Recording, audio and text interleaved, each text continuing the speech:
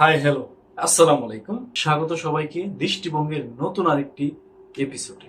আজকে আপনাদের সামনে আলোচনা করব বাংলাদেশের একজন এক চোখলা আলেম। তিনার নাম হচ্ছে এনায়েতুল্লাহ আব্বাসী।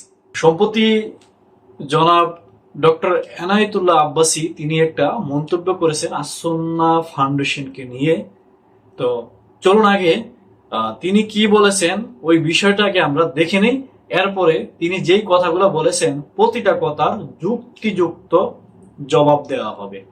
যারা এই যে ফাউন্ডেশন টাউন্ডেশন করে ত্রাণ ত্রাণ দেয় না, এরা অপেক্ষা থাকে বছরে কখন বন্যা আসবে। কারণ বন্যা আসলেই তো আয়গা খায়গা জায়গা। এনায়েতুল্লাহ আব্বাসী তিনি বলেছেন আসন্না ফাউন্ডেশন নাকি অপেক্ষা করে বছরে কবে বন্যা আসে, বন্যা আসার অপেক্ষায় নাকি তারা করে। এখন প্রথম কথা হচ্ছে, আসন্না ফাউন্ডেশন কি বন্যার জন্য অপেক্ষা করে? এনায়েতুল্লাহ আব্বাসী একজন পীর, সম্ভবত একটা দরবারের পীর। তো তিনি সারা বাংলাদেশে ওয়াজ করেন, মাহফিল করেন, ভালো ইসলামী দাওয়াতি কাজ করেন। চট্টগ্রামে যে বন্যা হয়েছে, এনায়েতুল্লাহ আব্বাসীকে আপনারা দেখছেন ওখানে? এই যে কতগুলা মানুষ মারা গেল, পাহাড় দশে তো মানুষ মারা গেছে, কারোর বাড়ি পানিতে ভেসে গেছে, কারোর মুরগির খামার, হাঁসের খামার, মাছের ফিশারি, গরুর খামার সবকিছু শেষ, লন্ড বন্ড হয়ে গেছে। এটা তো প্রাকৃতিক দুর্যোগ। আর জলবায়ুর পরিবর্তনের কারণে বাংলাদেশে প্রাকৃতিক দুর্যোগ প্রতি বছরই হয়ে থাকে, এটা কমন ব্যাপার। আর এখানে এনায়েতুল্লাহ আব্বাসী সরাসরি অভিযোগ তুললো আসন্না ফাউন্ডেশনের উপরে যে তারা নাকি অপেক্ষা করে বাংলাদেশে কখন বন্যা হবে, বন্যা হলে জনগণ টাকা দিবে, আয়েগা জায়গা খায়গা, মানে টাকা আসবে যাবে, আবার যারা আসন্না ফাউন্ডেশনের সাথে জড়িত তারা টাকা খাবে। উনি কি এক চোখে দেখেন? এক চোখ কি উনি বন্ধ করে রাখেন নাকি? আসন্না ফাউন্ডেশন কি শুধু বন্যা আসলে কাজ করেন নাকি সারা বছর তিনারা কাজ করেন? আমার মনে হয় এনায়েতুল্লাহ আব্বাসী আসন্না ফাউন্ডেশন সম্পর্কে খুবই কাঁচা। তা না হলে তিনি এরকম একটা শিশু বাচ্চার মতো মন্তব্য করতে পারতেন না। আসন্না ফাউন্ডেশনে কত মানুষকে কত ধরনের প্রশিক্ষণ দেওয়া হয়, কাউকে ব্যবসা শিখিয়ে দেওয়া হয়, কাউকে সেলাই মেশিনে কাজ শেখানো হয়, কাউকে, মানে যারা এটার মধ্যে গেছে তারাই জানে এখানে কি কি শেখানো হয়।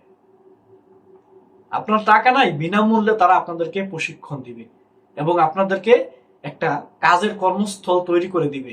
আপনি যদি কোনো একটা কাজ শিখেন, ওই কাজ শিখে ওই যে জিনিসটা তৈরি করবেন ওইটা কিভাবে সেল করবেন ওইটাও আসন্না ফাউন্ডেশন থেকে তারা সিস্টেম করে দেয়। আসন্না ফাউন্ডেশন শুধু বন্যা এলেই কাজ করে না, তারা সারা বছর কাজ করে সাধারণ মানুষদের জন্য। আর আপনি এনায়েতুল্লাহ আব্বাসী বলছেন আসন্না ফাউন্ডেশন নাকি বন্যার জন্য অপেক্ষা করে। কোন মুসলমান কি প্রাকৃতিক দুর্যোগ আসুক এটা চায়? কখনো না।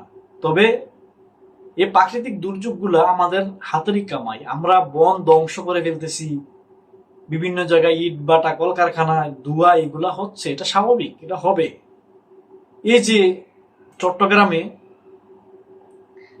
এই যে বন্যা হইল, ওখানে জামাতের আমির যদি না যাইতো তাহলে বাংলাদেশের মানুষ জানতেই পারতো না যে চট্টগ্রামে এত বড় ভয়াবহ বন্যা হয়েছে। আমার মনে হয় চট্টগ্রামের ইতিহাসের সেরা বন্যা এটা। আর আপনি এনায়েতুল্লাহ আব্বাসী বলেন ফাউন্ডেশন নাকি বন্যার জন্য অপেক্ষা করে। আপনার রুচি যে এত নগণ্য, এত খারাপ আমার জানা ছিল না। আপনি একটা ফাউন্ডেশন তৈরি করুন না, তৈরি করে জনগণের কাছে এগুলো পৌঁছে দেন। আপনি একটা ফাউন্ডেশন তৈরি করুন, বন্যা এলে, দুর্যোগ এলে মানুষের পাশে যে দাঁড়ান। দাঁড়াইছেন কখনো মানুষের পাশে? এই চট্টগ্রামে যে এই ভয়াবহ বন্যা হইল, এই দুর্যোগ হইল, গেছেন? আসন্না ফাউন্ডেশন ঠিকই গেছে এবং বন্যায় যারা ক্ষতিগ্রস্ত হয়েছে পরবর্তীতে প্রতিটা পরিবারকে তারা আবাসনের ব্যবস্থা করে দিবে। মানুষের যে জাকাতের টাকাটা সুন্নাহ ফাউন্ডেশনের কাছে আসে, তারা টাকাটা মানুষের হাতে একবারে সরাসরি দেয় না, তারা এই টাকাটা দিয়ে কাউকে কাজ শিখাই দেয়, কাজ শেখানোর পরে একটা কর্মস্থলের ব্যবস্থা করে দেয়।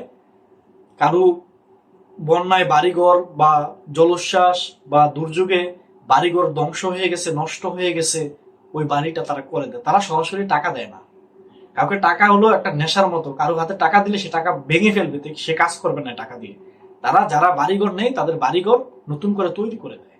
এবং তারা যে এই কাজগুলা করে, যে তাদের যে হিসাব, আয় ব্যয় যে হিসাব আছে, এই হিসাবগুলো তারা পুঙ্খানুপুঙ্খানুভাবে হিসাব রাখেন। এমনকি তাদের হিসাব সরকার পর্যন্ত জানে। আর সেই জায়গায় আপনি এনায়েতুল্লাহ আব্বাসী বলেই ফেললেন টাকা আয়েগা যায়গা খায়েগা। আপনি ভালো কাজ করবেন না, আরেকজন করবে, আপনি ওইটার বিরোধিতা করবেন। আপনি তাকে উৎসাহ না দিয়ে আপনি তার বিরোধিতা করবেন। বাহ, কি চমৎকার কাজ, তাই না? আপনার কি কোনো নীতি আছে, কোনো নৈতিকতা আছে? কিছুই তো নাই। সারা বাংলাদেশে ওয়াজ করেন, দিনের খেদমত করেন। সারা বাংলাদেশে আমি বলবো আপনি সারা বাংলাদেশে দাওয়াত খাইয়া বেড়ান। দাওয়াত খাইতে খাইতে ব্যাটার বডিটা এরকম করছেন, এখন ফ্যাট খাইজান এমনি। যদি মানে এতই চুলকায় শরীর, তাহলে আসন্না ফাউন্ডেশনের মতো একটা ফাউন্ডেশন তৈরি করুন। আপনার দরবারে তো লাখ লাখ কোটি কোটি টাকা আসে। তো ওই টাকা থেকে আপনি বন্যার্ত যারা মানুষ আছে তাদের পাশে দাঁড়ান, তাদেরকে বাড়ি তৈরি করে দেন, কাউকে হাঁসের খামার, মুরগির খামার, কাজের কর্মস্থানের ব্যবস্থা করে দেন। আমরা আপনার প্রশংসা করব না। আপনি এগুলো করবেন না, আরেকজন করবে, আপনি তার বিরোধিতা করবেন, এটা তো ঠিক না।